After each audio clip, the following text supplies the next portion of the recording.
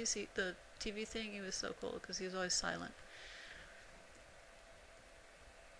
He's like a picture of the lower nature, or the ego, greed, and ambitious, greedy, self-centered, and all that. And the Uma Thurman character is the self. She's actually the self, the pure being, the pure part of the human side. Okay, but she's doing the bidding of the lower nature. In other words, she's going around and killing all these people. So suddenly, new life is coming into her system. Okay. And interestingly, the David Carradine character is the father of the baby, and it's also quite like this in the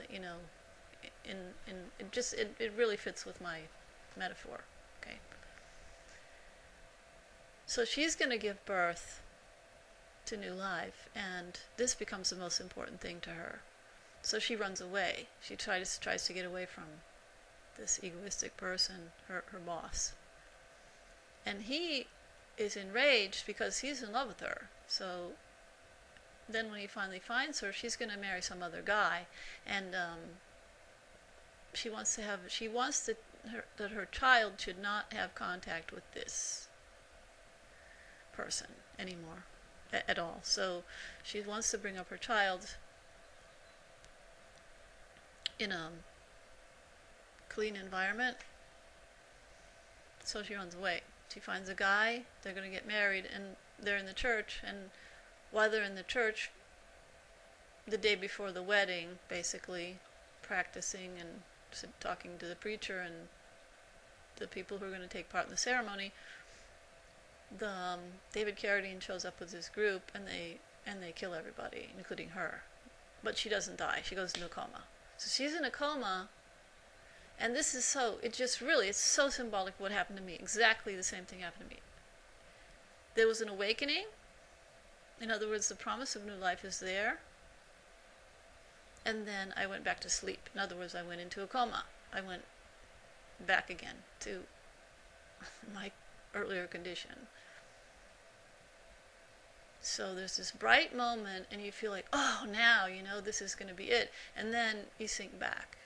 This is quite typical of what happens to people when they are awakened to their self, to their true being. So she's in the coma, and if you've seen the movies, there's at least two of them. I think somebody told me there was a third one. I didn't see that one. So the gist of it is that she has to battle evil. She has to go to battle with the David Carradine character and all of his group and kill them all one by one. And it's so much like the Bhagavad Gita. It's really so cool.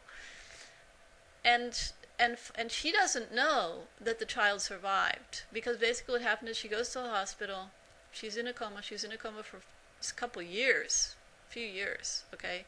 And suddenly she comes out of the coma. She wakes up again. And then immediately she has to start doing battle. Immediately she's kicking ass everywhere. She kills this guy to get out of the hospital, takes his truck, and goes and she's going to get revenge on all these people. That was her motivation, was to punish the people who had done this to her. And of course the baby's not there. And the first thing that happens when she wakes up is she feels her stomach, and her stomach's flat, and she starts to cry. She starts to scream. She becomes hysterical because she's lost a child. She doesn't know that it's been 4 years, But what they show in the movie is how she, behaves like a yogi, is totally one-pointed in her mission to get revenge on these people. And in the end, when she finally comes to the self, when she finally gets to the self, when she finally gets to the ego, to the David Carradine character, she's killed all of his cronies. She kills everybody around, the surrounding nasties. And when she finally gets to the main nasty, the David Carradine character, who was her lover, who's the father of the child, she finds out that the baby lived, and that the child is still there, and it's actually been raised by her ex, okay? And she's totally shocked. So, great movie. Both of them. Really great.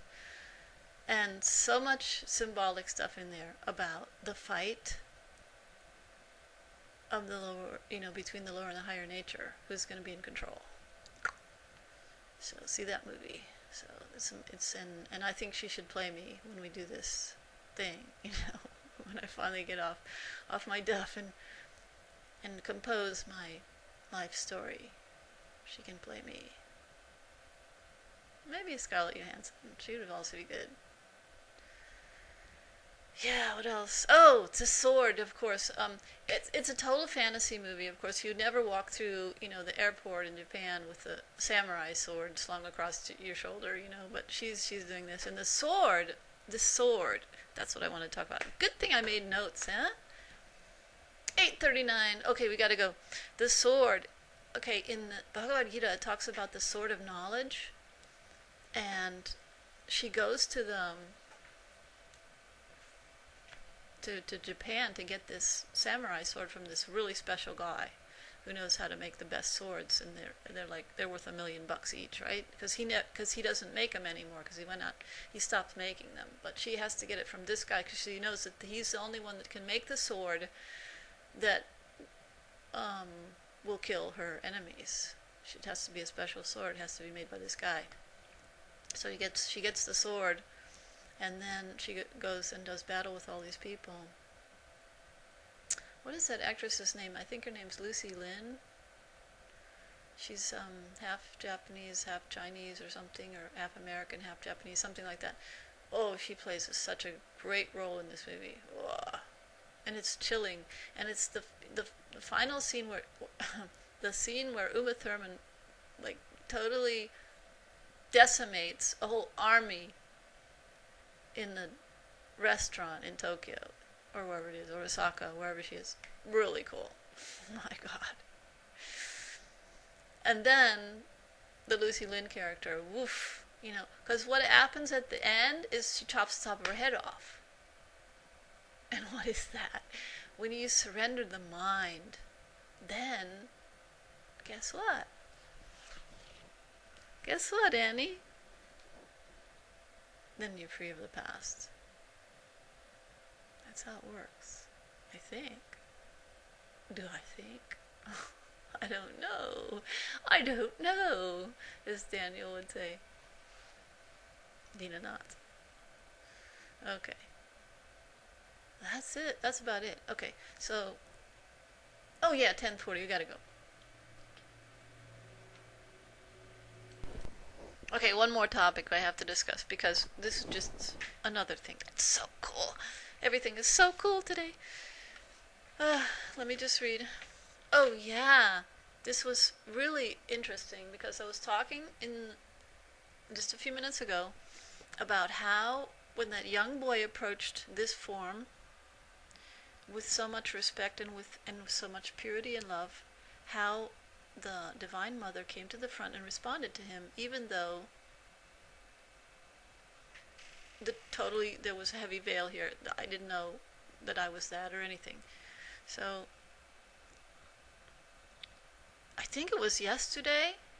I was sitting at the computer here, and basically what happens is I've got this 120 gigabyte hard drive that has all this stuff on it. Now this is also a metaphor from my past, right? And there was stuff like, you know how you make backups? Excuse me. And you're just kind of lazy and just go, oh, just copy the whole thing. Well, I had done that so many times that there was all this stuff in there, and it filled up the hard drive, and it's still kind of full. And I cleaned out so much stuff yesterday, but it's still so much of it is taken up with something, and I don't know what. But we're going to get to the bottom of it. We are. So I had to clean out all this hard drive and find out, what are the files you really need, and how many times that I had copied the same files over and over again in different locations. But it was the same stuff, not even that I had edited it or something. It was just like I have all this software, plunked down over here that I was using, and the same files are in another place, and then I've got all of these pictures over here, and there was so many folders that were just identical, and I had to clean all that up. Because it was just everywhere, because I was totally, because it was lazy and